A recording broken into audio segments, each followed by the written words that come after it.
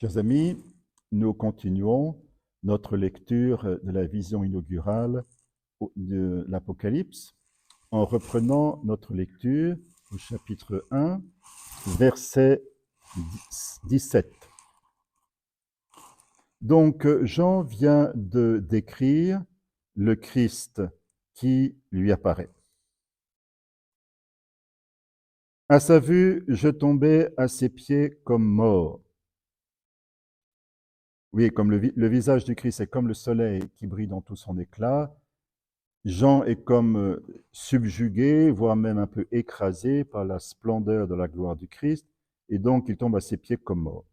Mais il posa sur moi sa main droite en disant, ne crains pas, je suis le premier et le dernier, et c'est la reprise de la même expression que celle du verset 1, 8, l'alpha et l'oméga, le premier et le dernier.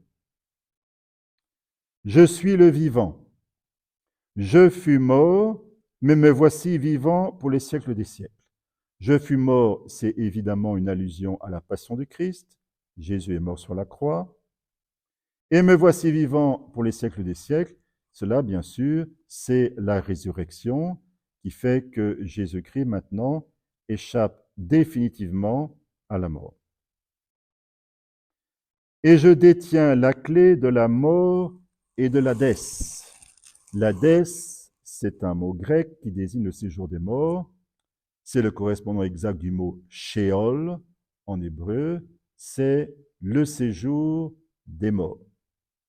Alors, quand le Christ dit « Je détiens la clé de la mort et de l'Hadès », il se présente, j'allais presque dire, comme quelqu'un qui a le pouvoir de faire sortir de prison ceux qui sont à l'intérieur. Eh bien, justement, l'Hadès, le séjour des morts, c'est comme une prison terrible où les hommes défunts restent prisonniers et seul le Christ a le pouvoir sur la mort et le séjour des morts pour en faire sortir les hommes. Écris donc ce que tu as vu, le présent et ce qui doit arriver plus tard. Quant au mystère des 7 étoiles que tu as vues dans ma droite et des 7 candélabres d'or, le voici. Les 7 étoiles sont les anges des 7 églises, et les 7 candélabres sont les 7 églises.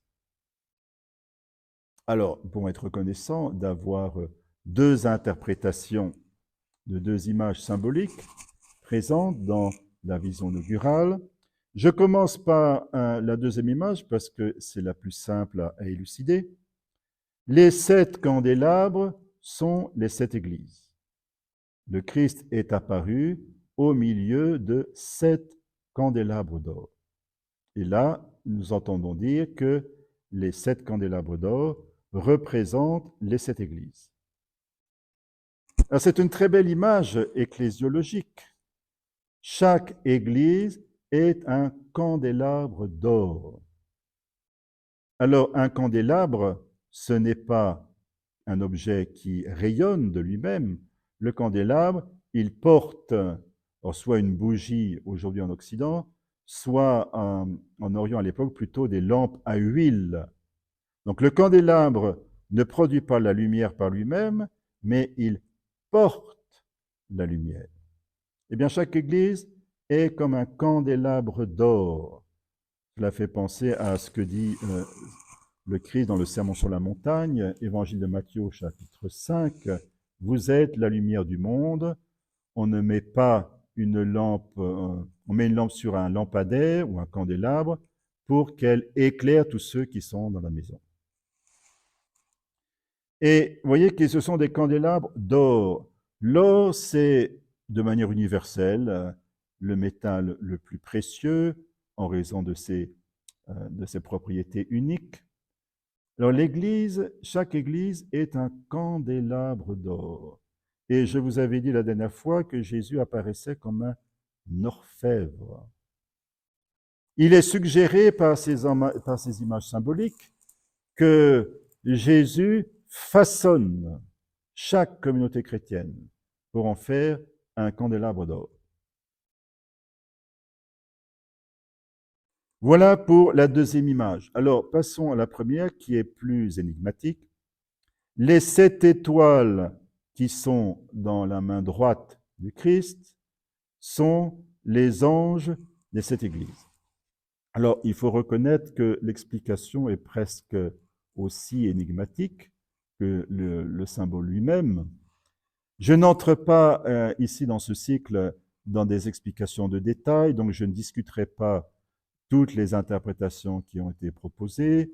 Je vais directement à celle qui est très ancienne et très traditionnelle et qui me paraît la meilleure, la plus convaincante, qui voit dans ces anges non pas des anges au sens strict, c'est-à-dire des esprits purs créés par Dieu, mais des messagers. Alors, messager, c'est la signification étymologique du mot angelos en grec. Un angelos, c'est un messager. Et ces messagers sont très probablement les chefs de sa communauté chrétienne, enfin ceux qui les dirigent. Alors, ça peut sembler curieux de les appeler angelos, mais vous avez des passages dans la Bible, et en particulier dans le Nouveau Testament, où des hommes sont nommés comme cela. Par exemple, dans l'évangile de Luc, quand Jésus prend la direction de Jérusalem, nous lisons en Luc 9, 51-52, comme s'accomplissait le temps où Jésus devait être enlevé, il prit résolument le chemin de Jérusalem. Il envoya des angeloi, des messagers au devant de lui, qui entraient dans un village samaritain pour tout lui préparer. Il s'agit naturellement d'hommes, de disciples de Jésus, que Jésus envoie pour qu'il prépare son arrivée dans un village samaritain qui, de fait, ne les accueillera pas. Vous voyez, ce ne sont pas des anges ici, ce sont clairement des hommes. L'explication donc la plus simple et à mon avis la plus convaincante de ce qu'on appelle les anges entre guillemets de cette Église, c'est d'y voir les responsables de ces communautés à l'époque. Et cela fait sens, vous voyez, le Christ s'adresse à Jean, Jean va s'adresser aux sept églises d'Asie à travers leurs responsables. C'est tout à fait cohérent. Voilà pour cette belle vision inaugurale de l'Apocalypse. Vous voyez, j'insiste sur le regard du Christ, un regard de feu, aucune indifférence dans le regard du Christ. J'insiste aussi, vous voyez, sur l'épée à double tranchant qui sort de sa bouche, donc le pouvoir pénétrant de sa parole. Je rappelle au passage que j'ai décrit longuement ces images sur le plan purement spirituel dans mon ouvrage « L'Église à l'écoute de l'Esprit, retraite avec l'Apocalypse ». Nous passons maintenant au chapitre 2 et plus tard au chapitre 3 de l'Apocalypse qui forme un bloc facilement reconnaissable. Ce sont les lettres aux 7 églises d'Asie, donc Éphèse, Smyrne, Pergame, Thyatire, Sardes, Philadelphie et Laodicée. Ces lettres ont toutes une structure identique à quelques détails près. Elles commencent par une adresse à l'ange, donc ou au messager, à l'ange de telle église écrit. Ensuite, le Christ se présente à part quelques traits qui sont d'ailleurs différents chaque fois. Ensuite commence ce qu'on peut bien appeler, je crois, un examen de conscience. Je connais tes œuvres, tu fais ceci, tu fais cela, tu as tel point qui est bon dans ta vie. Ah, par contre là, ça ne va pas, tu dois te repentir. C'est véritablement un examen de conscience. Et il est intéressant de remarquer le caractère très original de ce passage. C'est l'unique passage de tout le Nouveau Testament où le Christ fait l'examen de conscience de l'Église Alors, à travers cette communauté chrétienne particulière, historique, les sept églises d'Asie, mais il n'y a pas de doute qu'à travers cette communauté historique, nous avons une valeur typique, c'est-à-dire ce que le Christ va mettre en relief dans cet examen de conscience, a une valeur à la fois universelle, cette Église, c'est une manière de désigner aussi l'Église universelle, et aussi une valeur qui garde toute sa force pour nous aujourd'hui. Après donc le passage en revue des points positifs et des points négatifs dans chaque Église, nous trouvons une exhortation, que ce soit à la repentance, que ce soit à la persévérance, une belle promesse aux vainqueurs, et puis une expression qui revient à la fin de chaque lettre, celui qui a des oreilles, qu'il entende ce que l'Esprit dit aux églises. Donc vous voyez une structure quasiment identique dans chaque lettre, ce qui fait du septénaire des lettres, bon, sans doute des 4 septénaires de l'Apocalypse, les lettres, les sceaux, les trompettes et les coupes, celui qui est le plus unifié. Alors commençons la lecture de la lettre à Éphèse. Un ange de l'église d'Éphèse écrit, ainsi parle celui qui tient les 7 étoiles en sa droite, qui marche au milieu des 7 candélabres d'or. Ah, il marche au milieu des 7 candélabres d'or, comme s'il passait d'un candélabre à l'autre, et donc comme s'il faisait d'une certaine manière une tournée d'inspection. Je connais tes œuvres, tes labeurs, ta constance. Je le sais, tu ne peux souffrir les méchants. Tu as mis à l'épreuve ceux qui usurpent le titre d'apôtre et tu les as trouvés menteurs. Tu as de la constance et tu as souffert pour mon nom sans te lasser.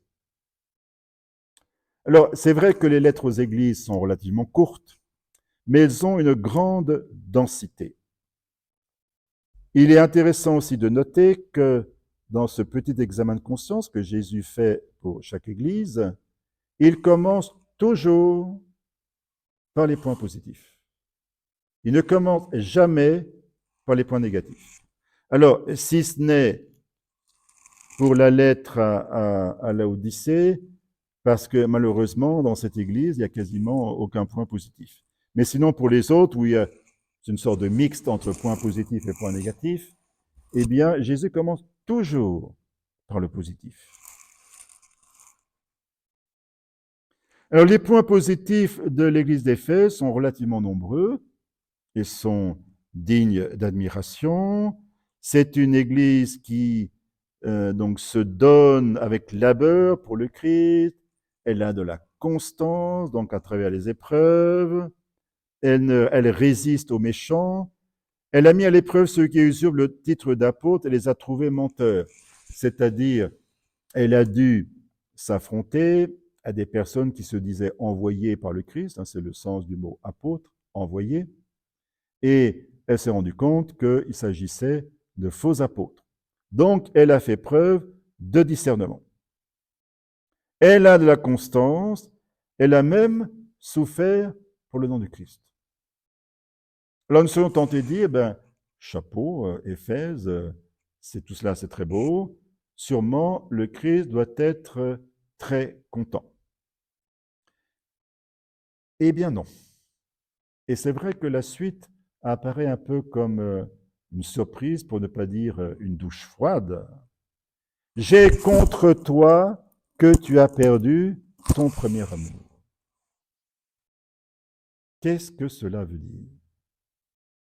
Et nous devons remarquer que c'est l'unique reproche du Christ à cette Église. Tout le reste, c'est très bien. Mais il y a un reproche, un seul. Tu as perdu ton premier amour. Alors le premier amour, c'est sans doute une allusion à la ferveur de l'amour de l'Église d'Éphèse. Peut-être pourrait-on penser à la ferveur des convertis, comme on dit souvent. Quelqu'un qui découvre le Christ, qui se convertit à lui, qui demande le baptême et le reçoit, a habituellement, et c'est quelque chose de très beau d'ailleurs, une grande ferveur pour le Christ. Il est beau d'être fervent pour le Christ, mais plus important après, c'est de persévérer. Et ce n'est pas chose facile. La ferveur des débutants est admirable, mais habituellement, elle a tendance à passer. Il faut passer d'une ferveur qui est ressentie intérieurement à une ferveur qui est voulue. Je veux continuer d'aimer le Christ, même si je ne ressens peut-être plus psychologiquement le même enthousiasme qu'auparavant. Eh bien voilà, Éphèse a perdu sa ferveur. La lettre ne nous dit pas comment. Nous aurions aimé savoir la raison de cette chute, car c'est une chute. Rappelle-toi d'où tu es tombé. Repens-toi. Ah, voilà une chose intéressante. Jésus parle de repentance. Mais Éphèse doit se repentir de quoi? Quel est le péché d'Éphèse? Oh ben c'est uniquement cela. Tu as perdu ton premier amour. Vous voyez que pour le Christ, la repentance, c'est pas simplement se repentir, bon, j'ai tué quelqu'un, ou j'ai commis un gros larcin, ou j'ai gravement blessé une personne, bref, des gros péchés bien caractérisés. Alors bien sûr, il faut se convertir de cela, mais la conversion, c'est quelque chose de bien plus profond. Perdre sa ferveur, ne plus se soucier de continuer à aimer le Christ avec intensité, avec persévérance.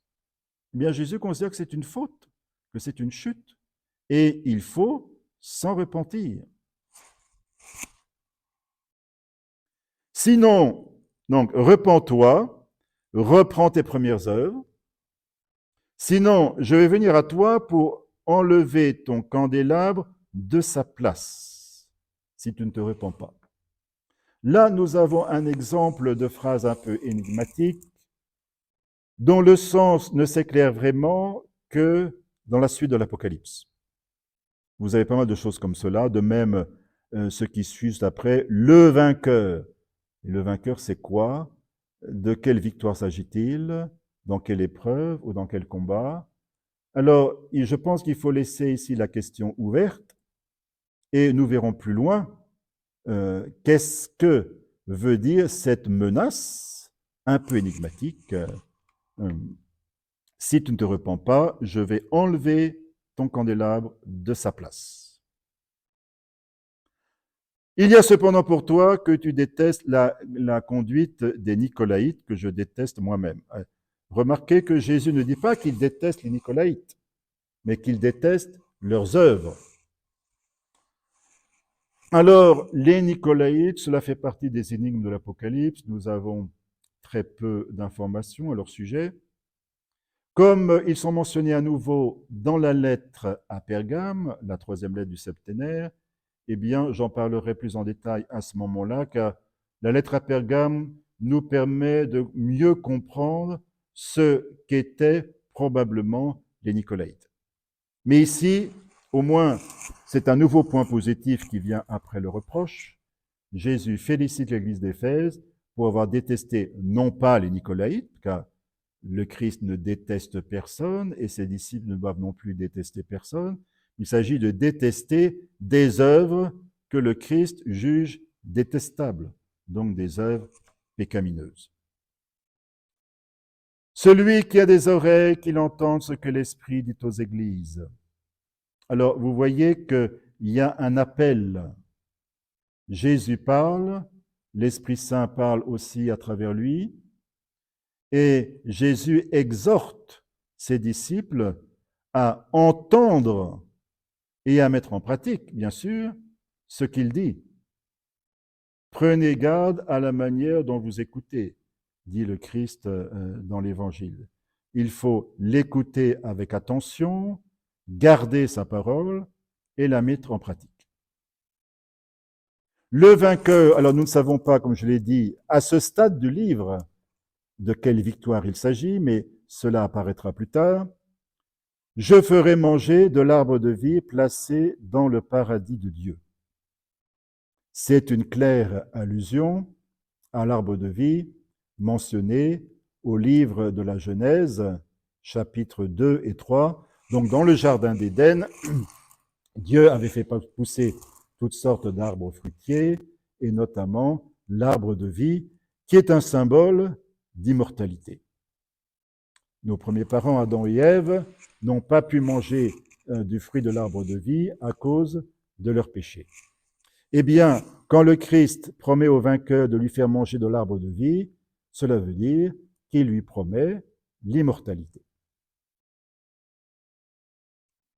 Nous continuerons notre lecture dans la prochaine vidéo. Je vous dis donc à bientôt.